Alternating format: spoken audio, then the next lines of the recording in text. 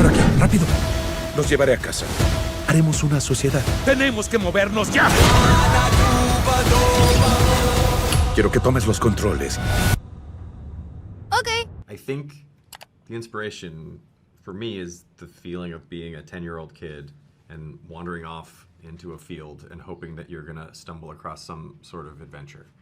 And, you know, the movies that we grew up with, you find a buried pirate's treasure, or you get abducted by aliens, or something like that. You know, that's what I always hoped would happen to me. And to turn that into a show where a group of kids are all sort of longing for adventure and end up sucked into the Star Wars galaxy. Yeah, and then that adventure leads to an actual adventure, which is Yeah. really scary and dangerous, and they're in way over their heads. Yeah. So being a bored 10-year-old kid, I think, is the And getting in trouble. getting in trouble. Yeah, the show takes place in the time period just after Return of the Jedi, when the New Republic is trying to establish, a better galaxy for everyone, but it's not easy. And we've seen that in other shows like Mandalorian and Ahsoka, and we just felt that for our show, with the kids being lost in the galaxy, it would be a great time because there's not necessarily a big, powerful force to save them, whether it's the Old Republic or even the Empire. They get lost, and that's why we run into pirates. So it's kind of like a lawless time. Yeah, it's kind of a lawless, chaotic time, which is a very dramatic time for a group of kids to get stranded.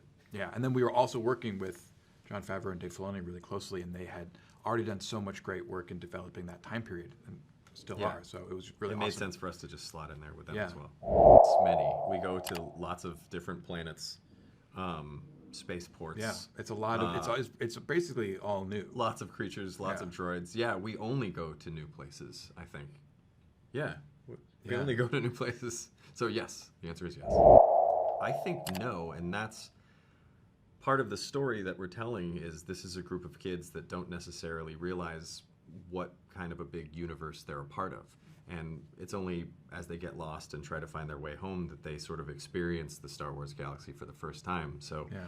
in the same way. Yeah, but if you are a big fan, there's lots there for you to pick up on, and you'll be kind of ahead of the kids, understanding better than they do what's going on. Kind of in that way where, in a movie you're saying to the characters, like, don't go in that room because you know the danger. Yeah, but you don't have to do any homework if you don't want to before you watch the show. Casting Jude Law was so easy. He was perfect. He's who we From always our end, imagined. it was easy. Yeah, It was easy for us. He feels we've been saying it's this funny thing where he feels like he's kind of always been in Star Wars, and we've just brought him back. Like he just captures this like roguish charm that fits perfectly within the universe, and also fits in perfectly with these 4 10-year-old kids. Like in a way, he feels like just a grown-up member of the skeleton crew as well.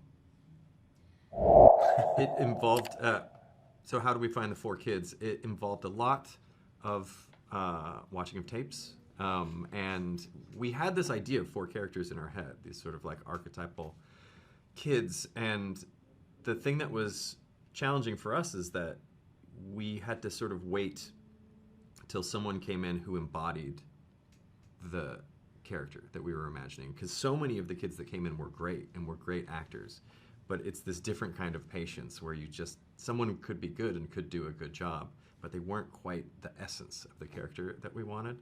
So you just sort of have to be patient and hope that eventually that character is going to walk through the door. And the kids that we ended up casting brought so much more to the characters than what we thought, and we actually wrote to them once they were cast, tweaked things to match who they were as people, so that it could sort of evolve and grow over time.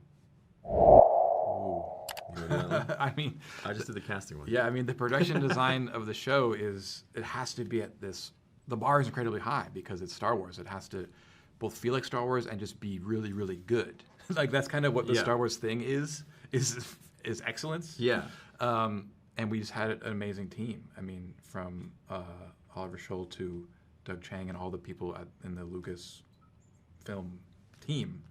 And then we got to include an X-wing, but then we had to create a new pirate ship and create these lands, and just being able to work with the caliber of artists that we got to work with was such a like a treat and a gift. Yeah, because the team that we're working with is so good, there's never a question about the quality being there. For us, it's about distilling it down to the story that we're telling and making sure that the things that we build and the worlds that we design are telling the right part of the story and shape the evolution of the kids, you know, getting to understand the galaxy that they're a part of. I hope that people who have seen a lot of Star Wars are reminded of the first time that they got to see Star Wars.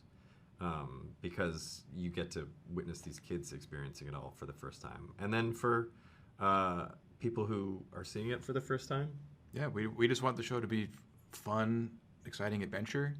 But like the original Star Wars movies, all that adventure and stuff, there's a little bit of kind of hopefully kind of deep meaning in there just about our actual lives that's kind of keeps it from being just kind of shallow fun. Yeah. And it actually kind of feels meaningful. Un grupo de piratas salvajes se aproximan. Algo está mal. No van a aparecer así nada más. Tenemos que encontrar a nuestros hijos.